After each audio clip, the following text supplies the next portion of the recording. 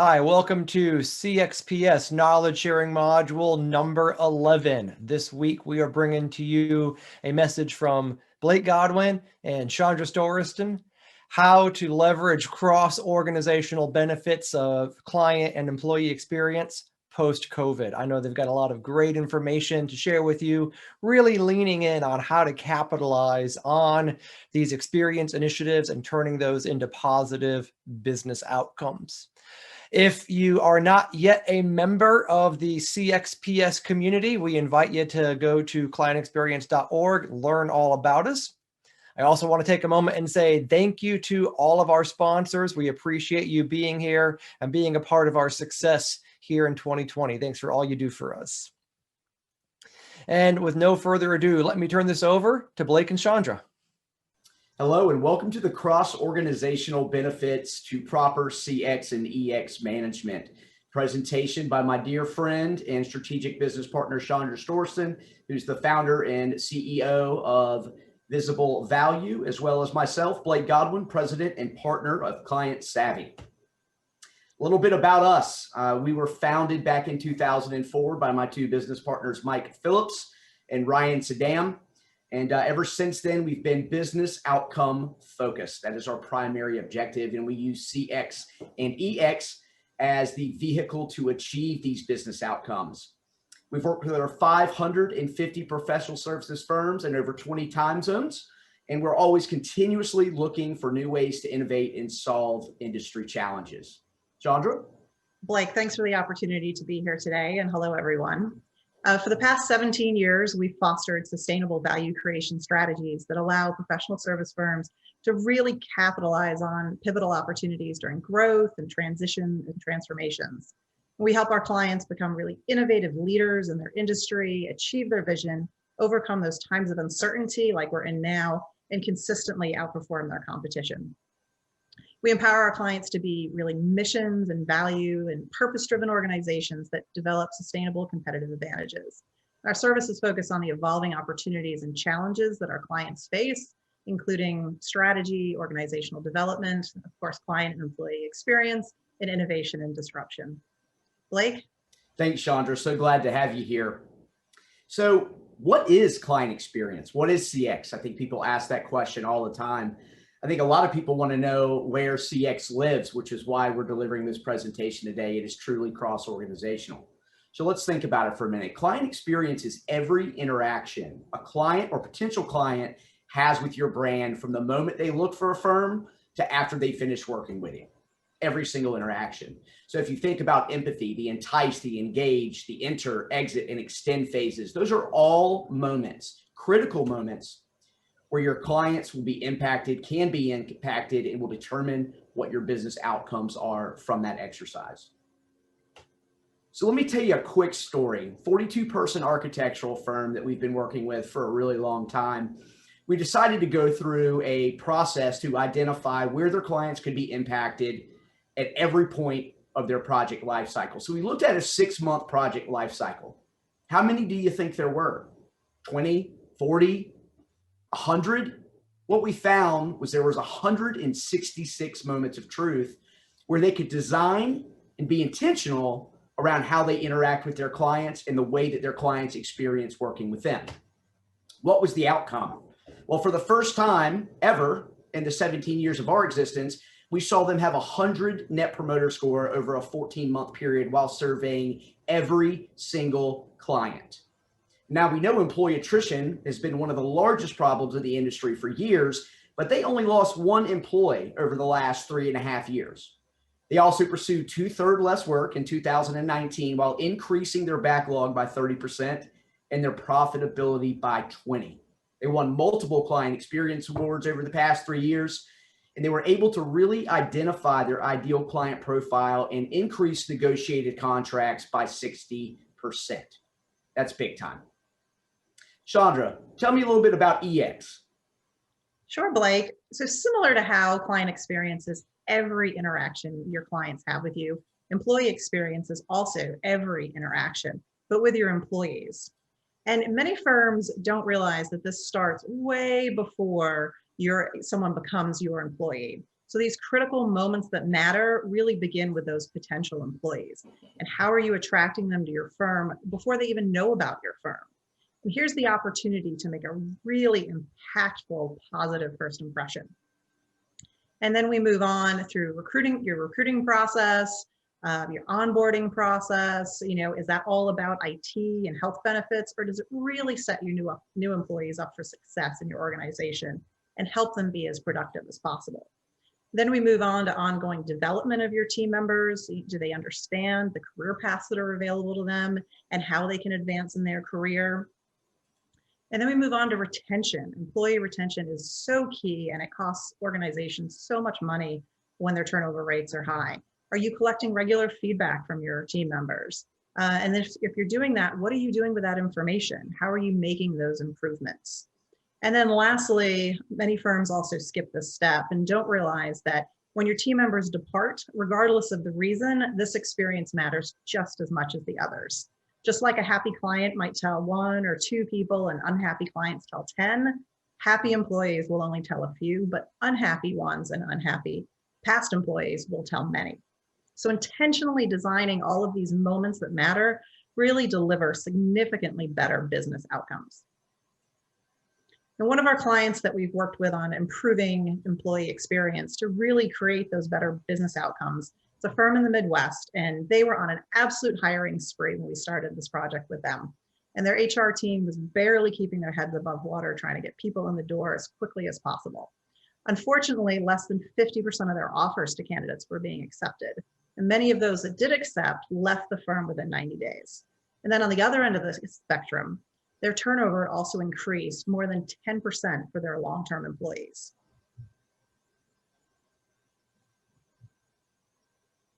So we worked with them to move from a whole bunch of one-off initiatives. They had over 60 different initiatives they considered to be in the employee experience, to having an intentional effort that really spread across the spectrum by identifying those clear, measurable goals and intentionally defining every single moment that mattered for them and creating that full employee experience. After a year, their hiring and retention rates had improved significantly, and their ENPS had increased over 10 points. And with the added resources, team members were able to be so much more responsive and provide better quality deliverables to their clients. That's led to an 8-point increase in their ENPS. And their raving fans also referred them new clients, which significantly drove an increase in their revenue. One of our other focuses was on onboarding. For the first 6 months an employee was with the firm, we really focused on helping maximize the rate at which the employee became fully productive.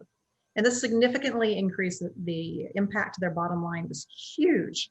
They had over a 7% increase in net profit that year. Thanks, Chandra. I love hearing these great success stories. This is the reason why firms should be investing in CX and EX management.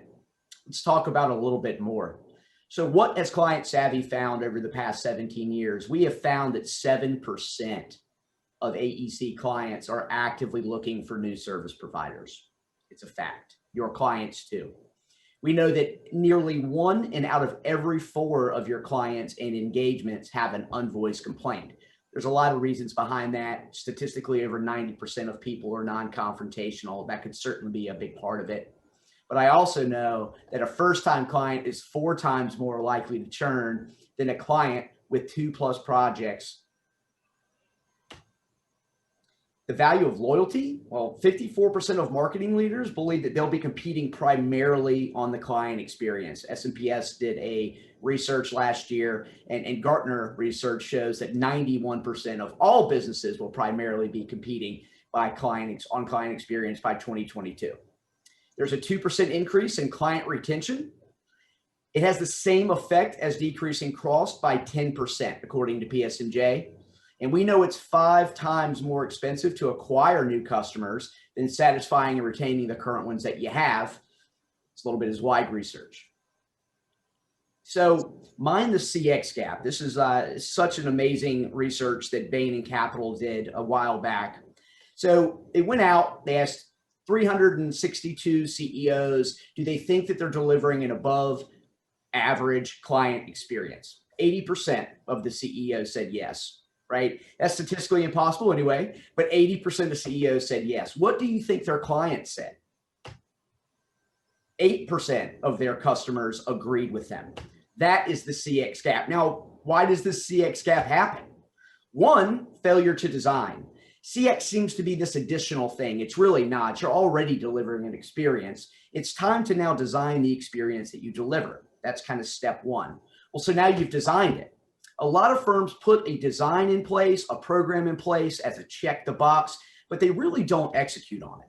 They really don't follow the patterns. They don't consistently train on how to deliver a consistent experience. And even when you do follow through maybe on one project or one engagement, one matter, failure to develop capabilities to renew is one of the biggest challenges, which causes inconsistent experience, which causes some challenging outcomes. If you deliver a great experience on one engagement and the client hires you back expecting the next and you don't, there's certainly a big loss in loyalty when that happens. Tell us a little bit about the value of employee engagement, Chandra. Well, Blake, the value of employee engagement and experience is just as impactful as client experience. In fact, Gallup's State of the American Workplace illuminates some incredibly important stats that we've seen working with our clients on a very regular basis. Sadly, 51% of employees are actively looking for new roles, which is significant if you think about your workforce, and only 33% of them are engaged at work. And on top of that, 16% are actively disengaged. So what would happen to your firm's utilization if you could improve these numbers? Furthermore, Gallup found that if your firm is in the top quartile of employee engagement, you're 21% more profitable and have 20% higher revenue.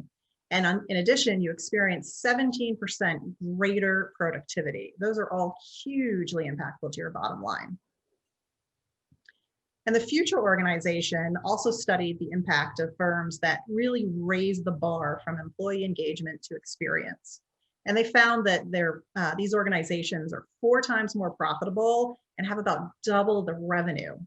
And this is also impactful on the revenue per team member side, with almost 3 times more revenue per team member and over 4 times more profit for each team member. This really enables you to pay them a lot more and deliver a much more meaningful experience for them, which in turn significantly increases retention. So let's talk a little bit about how improving CX and EX really produces those better business outcomes across your firm. Well, let's start with marketing first. On average, marketing efficiencies improve by 300%. And this significantly reduces proposal fatigue and increases more proactive planning in your firm. In turn, this leads to a better understanding of your ideal client profiles and the opportunity to provide greater personalization. And this significantly matters to decision makers. Acquia's recent CX study of over 6,000 buyers found that 80% would be more loyal to a firm if they demonstrated that they really understood what the buyer was looking for. So Blake, why don't you tell everyone a little bit about business development now? Yeah, thanks, Chandra. Great stats there on the marketing side of the house. Let's move over to business development now, as you said.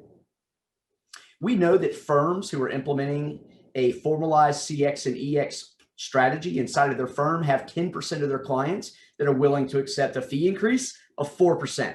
Imagine what that does at scale inside of your firm. If 10% of your clients are willing to take a 4% increase, what does that do to your top line and bottom line? We know that there's a 19% increase in wins in a competitive situation, that there's a clear understanding of firm differentiators, increased understanding of individual capabilities, and cross-selling opportunities and portfolio referrals go up tremendously. Talk a little bit about operations now. We know that 32% reduction in wasted efforts happens for those firms who are intentional in their design and the way that they deliver on their engagements. There's a 19-day reduction in AR, 19 days, if you have a CX strategy. Even for those firms that are just collecting feedback, we've seen these type of numbers. What does that do for cash-based businesses? We also know that there's a 25 to 40% reduction in employee turnover. Again, 4% increase in fees.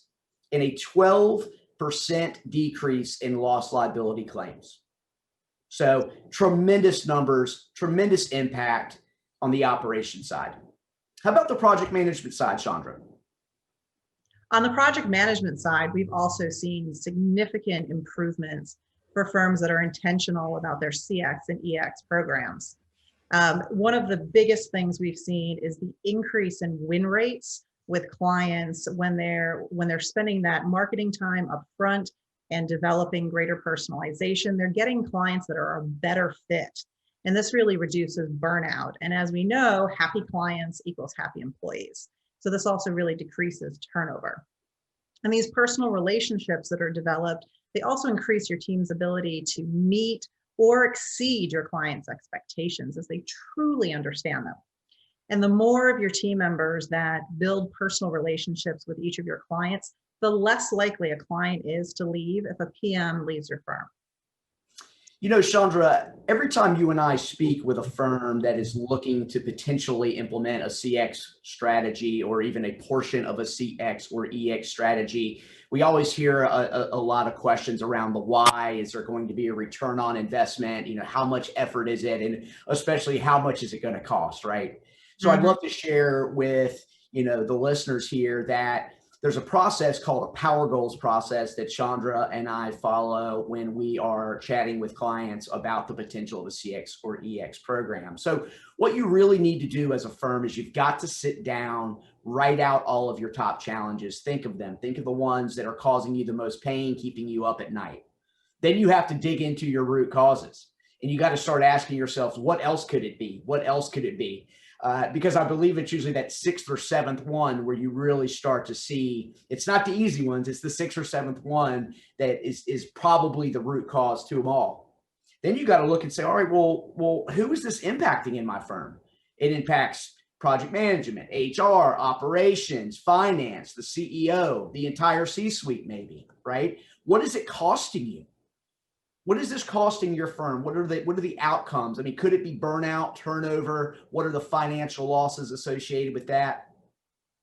Assign a potential goal and then figure out what the potential investment is with the return on investment. This is a really big component.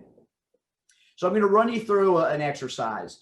Last year, I was at Zweig's conference and they announced that in 2019, the average employee attrition rate was 17.9%. Right? So let's pretend you're one of those firms that are, you know, a 17.9% turnover rate. So what could the root causes be? Burnout, proposal fatigue, low morale, misaligned project expectations. I hear this a lot: unclear roles and rewards, confusing vision, technology challenges, whatever it may be. Right? So these are the root causes to it. Now, who does this impact? If turnover is happening at this rate? Well, it certainly impacts HR, right? It definitely impacts marketing and BD because, well, if you're losing a lot of project management staff or doers and they can't sell your work, or because of the loss in employees, you're actually delivering a subpar experience, you certainly can't market that you deliver a great experience. It impacts finance for multiple reasons, and certainly project management. This is where you start to see that burnout, that fatigue, which can, in a compounded way, create more turnover. What's the financial impact of something like this? Well, if you're a 100-person firm, and if on average your employees are costing $100,000 each when they turn over, and that is according to Zweig and PSMJ, I actually think that number is pretty conservative. If a superstar leaves your firm and takes a whole bunch of clients with them, it's certainly more than $100,000. But let's just go with the flat research of $100,000 per. That's a $1.79 million a year bottom line problem if you are a 100-person firm. Is that a reason for you to invest in employee experience and bring somebody like Chandra along to improve your employee experience, your employee engagement, and from the very beginning until the very end, design processes that keep your employees happy and there all the time? I would say yes. So how much does it cost? How much does all this cost? Well, I think anytime you look at a CX problem or a CX initiative and you're trying to figure out how much money is the right amount of money to spend on something like this where I can see my return. Again, if you were to have a potential goal to reduce your turnover to 10% from 17.9, there's a $790,000 return in opportunity cost of you not fixing it. We follow a rule that there typically needs to be a 10-to-1 minimal return on investment. Whatever you spend on your EX program, your CX program, you should see a tenfold return. So from our perspective, what we've seen in the industry, and Chandra, you can agree or not agree with me on this, please let us know. I think $75,000, $79,000 is probably the max that you would want to spend on something like this to see a $790,000 return. Absolutely, Blake. The ROI on the firms we've worked with, for the firms we've worked with, is significant. And we'd love to help your firm go through the Power Goal process too. So if you'd like a copy of the worksheet, please reach out to us. We'd love to chat. Thank you so much, everyone, for your time, and we look forward to seeing you soon. Blake, Chandra, thank you so much for that important and powerful message about the benefits of client experience and employee experience in all levels of the business, particularly focusing in on those business outcomes. If you have questions for Blake and Chandra, I invite you to join us on December 11th at 1 p.m. Eastern Time for a live Q&A with Blake and Chandra. We'll have 30 minutes of Q&A and then 30 minutes of roundtable discussion with your peers. In order to join us for that, you need to be a member of the CXps community. It's really easy to do, and we hope you'll join us. Please visit clientexperience.org, sign up, and we'll see you there on Friday. Thank you.